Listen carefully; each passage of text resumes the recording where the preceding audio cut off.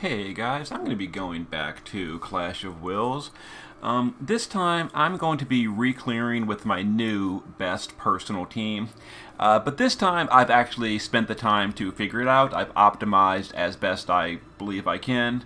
So I'm going to be explaining in detail the team, what actions I'm using, the reason I'm doing it. My previous videos on my clears were all like learning attempts. I wasn't optimized yet, so I didn't really explain very much. But this time, I've ran the boss a bunch. I think I have reached my best team within my modifiers.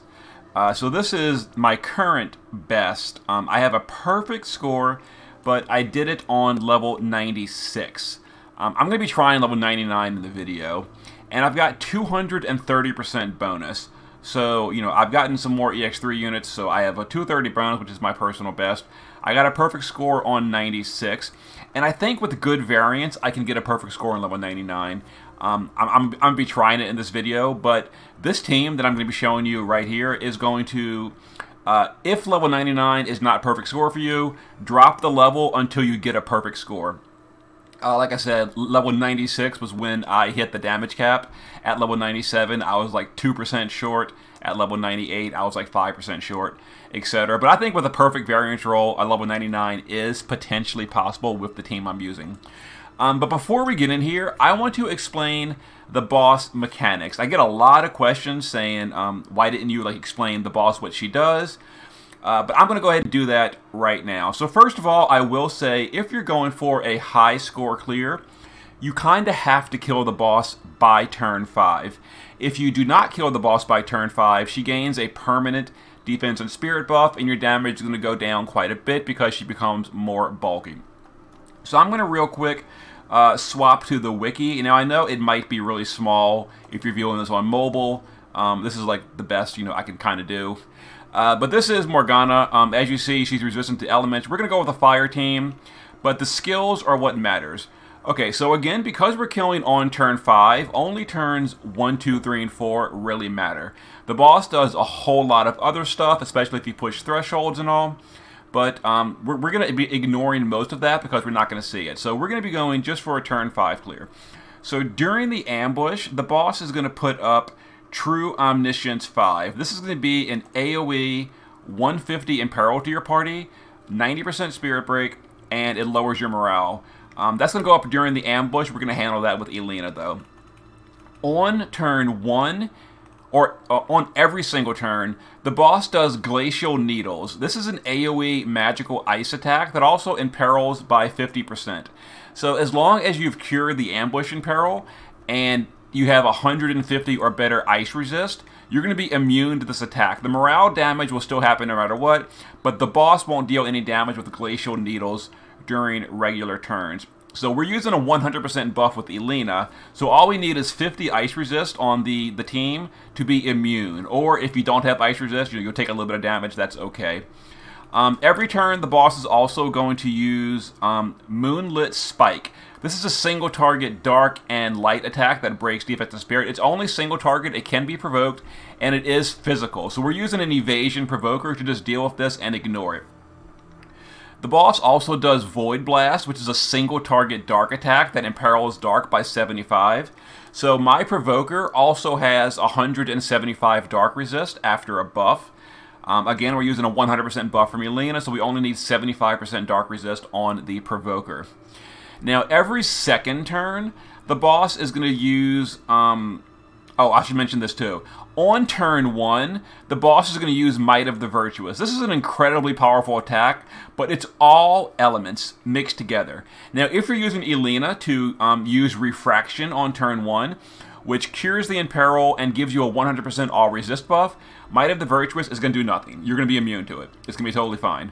But if you're not using Elena to cure your Imperil, this could really hurt on turn 1, but we're going to be immune because of Elena's turn 1 stuff. But anyway, every second turn, the boss is going to say, preparing a fierce attack. That's a signal that on the next turn, the boss is going to do Empress's Conviction.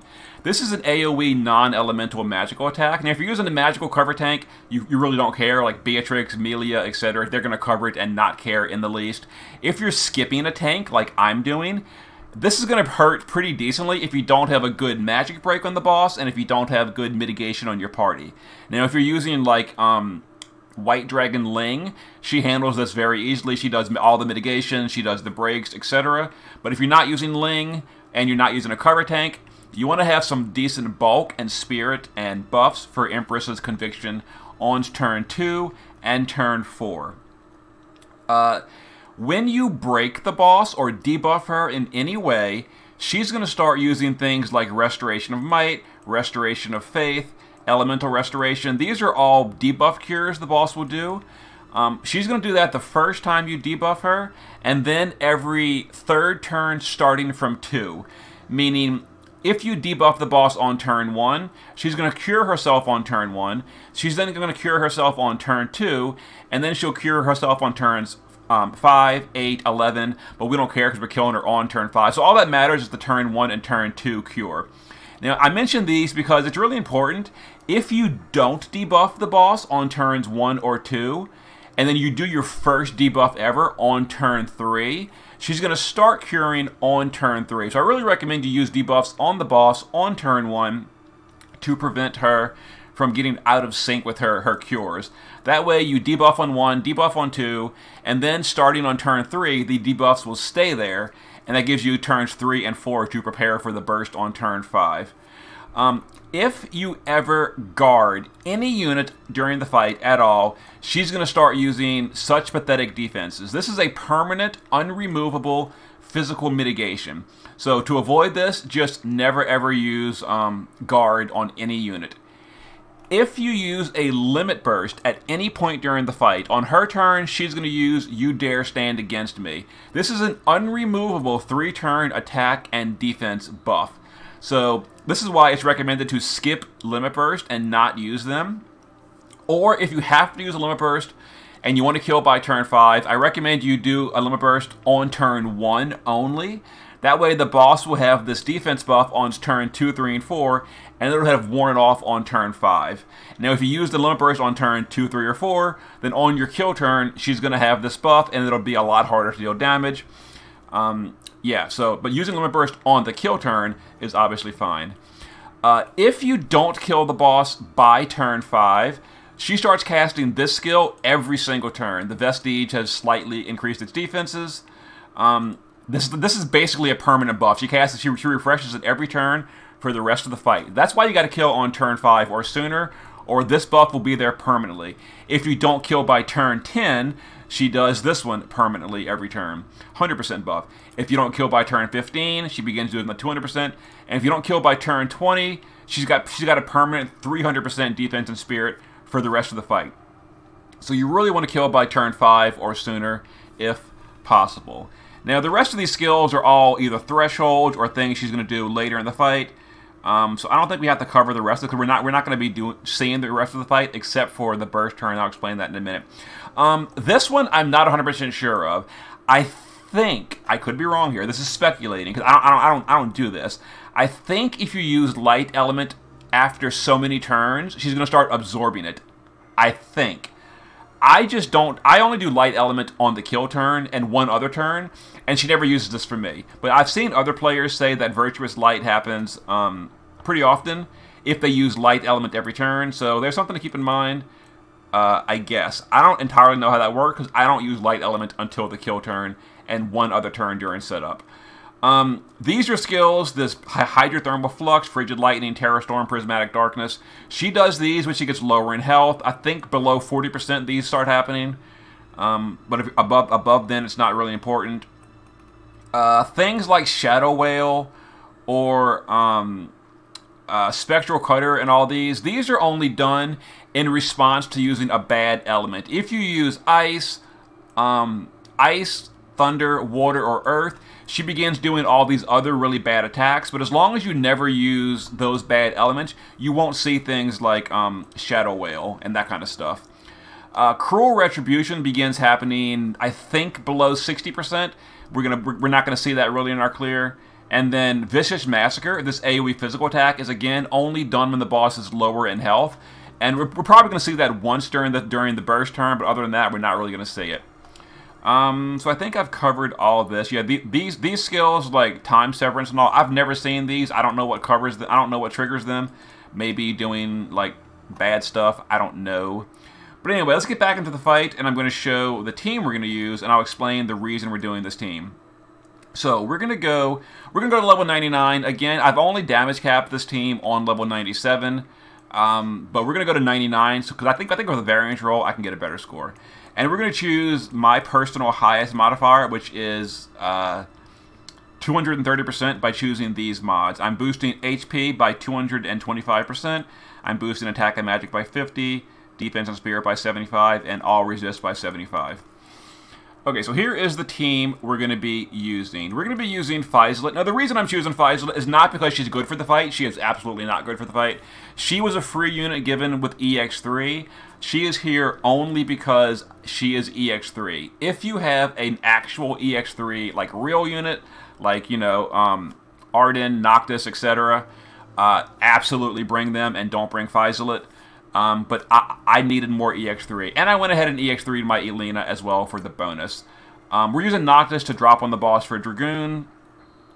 Ling and Louise are incredibly important if you want to get a high score. That's just a fact of life. A lot of people said, please don't use Louise and Ling in your high score videos. Those two things don't really go hand in hand. If you want a high score video, you're using Louise and Ling. That's just a reality here. And then Terra is just a good fire finisher. You can use any finisher you want. Terra is obviously very good because we're using fire, and she's a high burster. So here's the team. Noctis in the base form. Now remember how I mentioned the only AoE magic attack we're taking is Ice Element. So you want the whole team to have at least 50% to Ice in the form they're going to be in most turns. He's not wearing Ice Resist in the DPS form. He's going to get hit a little bit. He shouldn't die. It's fine. So the base form does have high bulk, and I gave him a source of regeneration with Pure Lotus and Philosopher's Stone Seeker because he is going to be getting hit while he does his power-ups. And then shift form, double sword. We're doing Sword in Peril with Elena. We're not using his LB, killers, etc. Just, you know, the gear of the Noctis or Arden the best you can. I've got 300 Fairy and 250 Human. I actually got Arden off banner today. And I STMR Moogled his STMR, which was great. Unfortunately, my Arden, I just got him today. He is only EX1 because I bought his shards, but not EX2. Can't come to the party. Sorry, Arden. But eventually, he'll be on the party. A future party. So Elena, in the base form, is just using... I gave her Ice Blade hilt for the 50% ice resist because, again, I want to not take ice damage if possible. It lowers your morale. It makes you take damage. We don't want that. Shift form, pure bulk, all that really matters. There we go. And then base form, here's the materia, indestructible light, etc.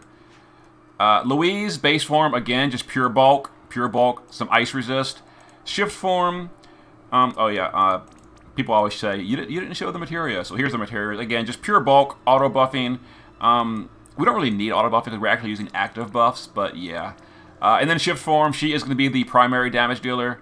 Maxed out spirit and human, double gun for her in peril, and high magic.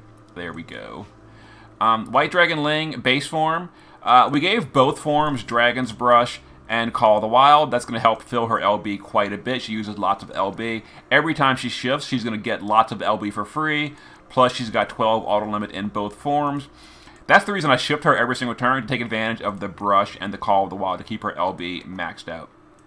And then shift form, she's going to be a finisher with a sword and a gun, 5,000 attack, some decent killers, etc. We've got 300 human and 150 fairy. She'll be a finisher with her dragon skill. New Business Terra, base form. Riku's Pouch is because after the burst turn, we're probably not going to finish off the boss, and we are going to eat some thresholds, and some status attacks. So Terra, in her base form, is immune to statuses, and she'll heal the team after that. Other than that, lots of bulk. I gave her Calamity Border because she's going to be casting that quite often. It gives lots of morale, so that's a very helpful morale source. And then shift form, just typical Terra, you know, all the best gear, double sword, etc. And then Charlotte and Faisal, in the base form, they are my provoker. They're a full evasion, passive provoke, and using the Celestite Helm of Will. That gives the auto morale every single turn. So full evasion, passive provoke. I gave her Phoenix Energy to keep her alive. It's going to heal her every single turn. We're not really using a healer, so we needed lots of healing on the party. And there we go. And because she's the provoker, she needs dark resist for the single target dark magic. 75 or better, and she gets the other 100% from buffs with Elena. And then shift form, she's going to shift on the burst turn and do her tag LB. So we got a gun for the Imperil, LB damage, double hand, chain cap boost. We get variance as well as chain cap. 280 LB, 125 Fairy, and yeah, so overall, she's not doing a ton of damage. She's just like the tank, and more specifically, she's the EX3 unit, so we can do better bonuses. Okay, one more thing I'll mention. Our morale gauge is starting at 90% because we've got this current EX levels. There's a bug in the game. If your EX level is not a multiple of 3, the morale gauge will start further to the enemy side. I'm assuming it's a bug, I don't know. But if your EX level is like 13, 14, 10, 17, the morale gauge will start like way over to the right. It's a bug. So if you want your morale gauge to start lower at like 90%, you need to have an even multiple of 3 for your EX level. So we're EX level 12 combined. That means the morale gauge starts further to the left. It's a stupid bug. Maybe they'll fix it during maintenance before the event ends. I really hope so. But yeah. So I'm going to go ahead and pause here before we get into the fight because I might make a mistake and I did a long intro. And we'll get into it in just a moment. Alright guys, so let me go ahead and go into the fight, and I'll explain it turn by turn, and I will also post a turn chart of what I'm doing in the comments. Okay, so like I mentioned, the ambush, True Omniscience, that's going to imperil the party. We're going to use Elena in the shift form. She's going to cast Refragmentation. This cures the imperils and 100% all resist buff for 5 turns, which is basically the entire fight. And then we're going to use Protection of the Azure Crystal, basically just to unlock her triple cast for her support skills. Alright, so the Imperil has been cured, and we have buffed the party's resistance. We're going to use Ling to shift, again to get more LB crystals. And we're going to do Blithe every single turn for the morale gauge.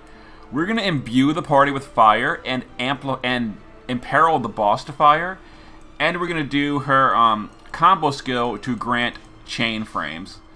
We're going to be doing the chain count score on turn 1 to get it out of the way. Alright, Louise in the base form is going to triple cast her Ionic, and then we're going to do her mitigation buff because this is going to give us more points of morale. Noctis will just triple cast his Royal Cleave. Charlotte Faisalus are going to triple cast Stardust Ray that was given by Ling.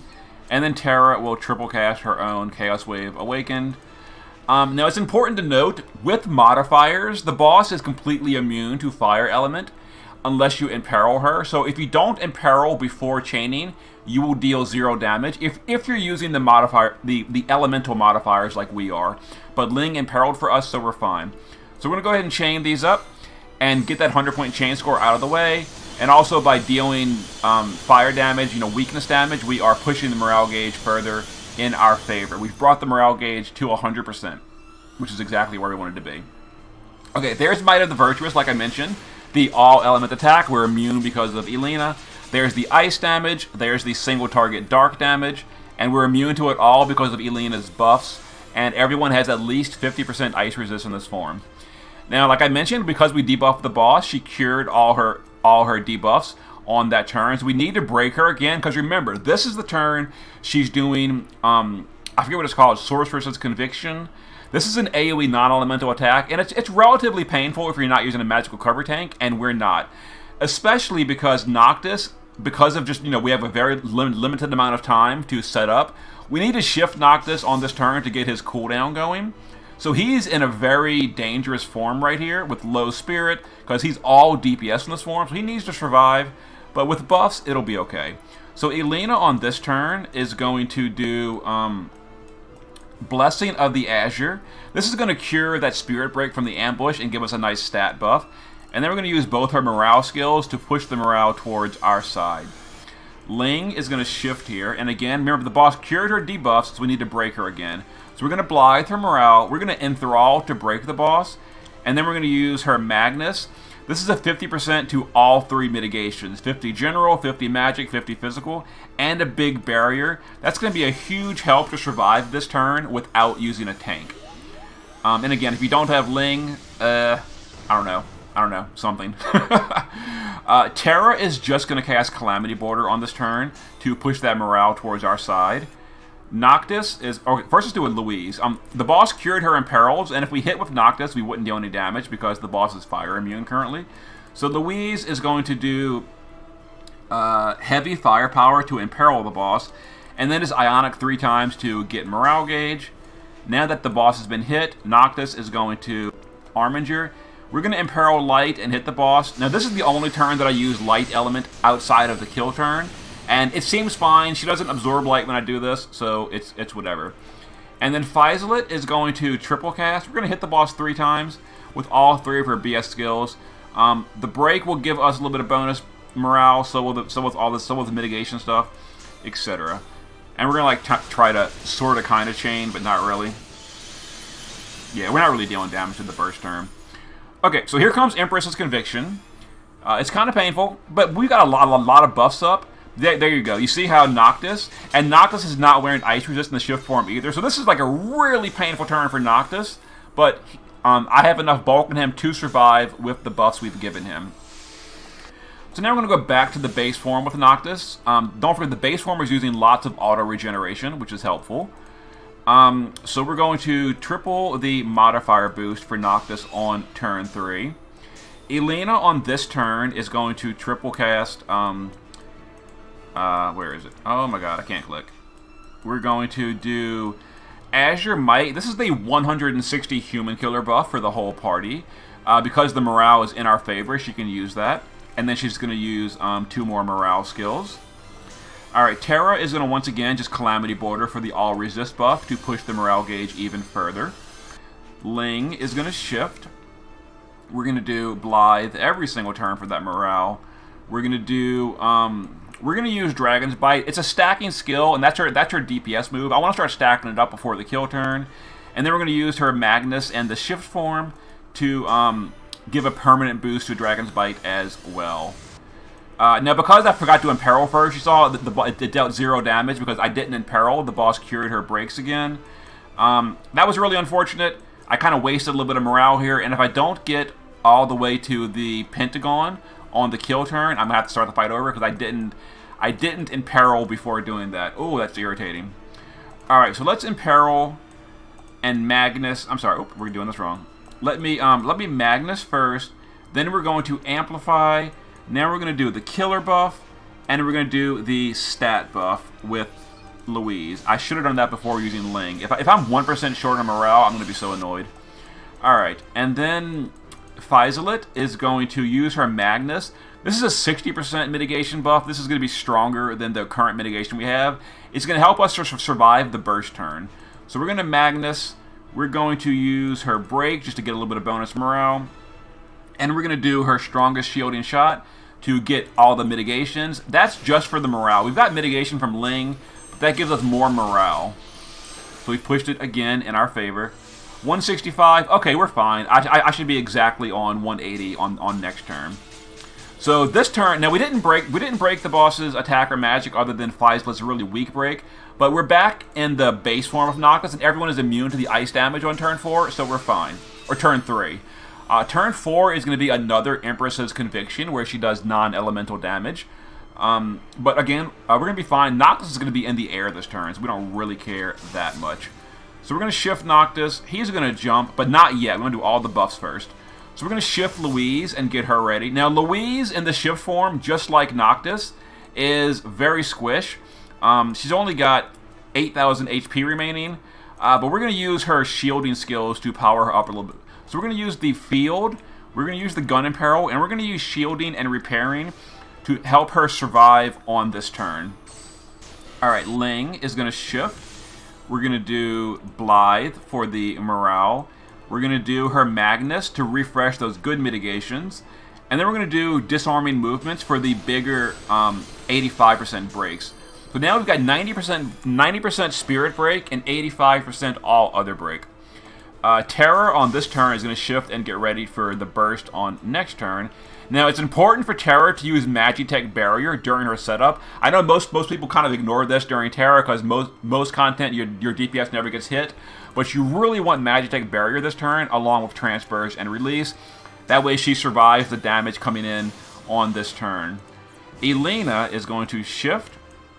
We're going to do Way of the Aurora. That's mostly for the resist buff, because we didn't do Calamity Border with Terra this turn, so we want an all resist buff to push the morale in our favor. Way of the Aurora does that. We're going to do Piercing Prism to apply the Sword Imperil, and we're going to do a Crystal Refraction, which is a better Light Imperil, to help out Noctis. And then Charlotte Physalis on this turn, they're going to do their LB buff.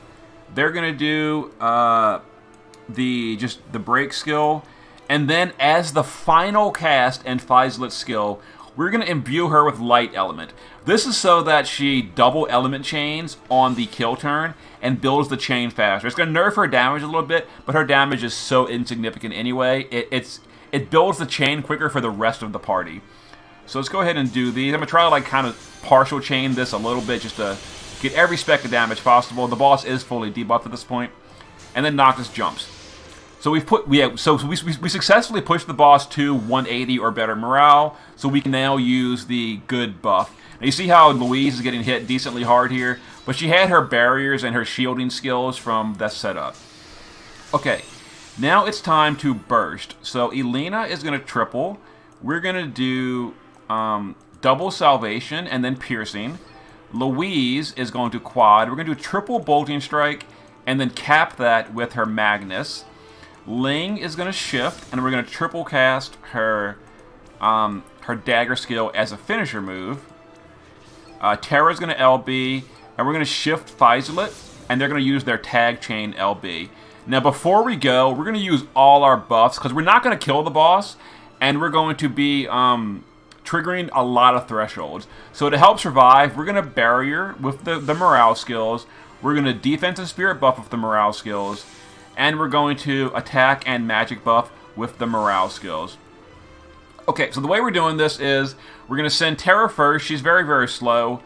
Then we're going to send Physalit next to do the tag chain, to build the chain. Then Louise and Elena are going to jump in that chain after it's already built, while White Dragon Ling caps with her dragon skill, and Noctis drops and does damage. So, assuming I have God tier variants, I will get a perfect damage score. If not, I'm going to get somewhere around 1.7 to 1.9, which is where my variance has been on level 99. But let's go ahead and hope. Let's see. And this. Once the builds, we drop. And we hope for the absolute best. Come on, Louise. Finish her move. Boom. Okay. Good scam. 1.97. Yeah, not good variance. Okay, so here come the thresholds. So a lot of thresholds. Boss is real mad. Mana drains. She's gonna omniscient. She's gonna buff. We did all kind of bad stuff. People might die here. But we've still got the resist buff from Elena. So there we go. So overall, that wasn't super bad. Now the reason that wasn't so bad is because we pushed so many thresholds at the same time, it overloaded Morgana. If you go through the thresholds one at a time, she'll use them, and then her regular turn is very painful. If you push all the thresholds at the same time, Morgana does have an action limit per turn, which means she runs out of actions and she can't do all her thresholds. So it's actually safer to burst all the thresholds as opposed to bursting one at a time, which is a little bit funny. So we survived here. So some of our buffs have worn off, and we need to finish off the boss here. So we're going to use another...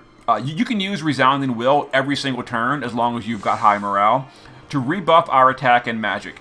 Now also, sometimes the boss will use a status attack on this turn, and people might have been like sleeping or petrified, etc.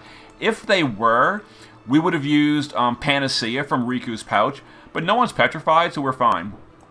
We're going to use Ling to reapply the Fire Imbue and Imperil, we're going to do Assassin Stance for the killer, and we're going to do Dragon Dancer to refill mana for the party. You know, we don't really need Dragon Dancer, and we might not even kill the boss here, so we're going to actually do Blaze, Assassin Stance, and we're going to do Refreshing Twirl for the healing as well as the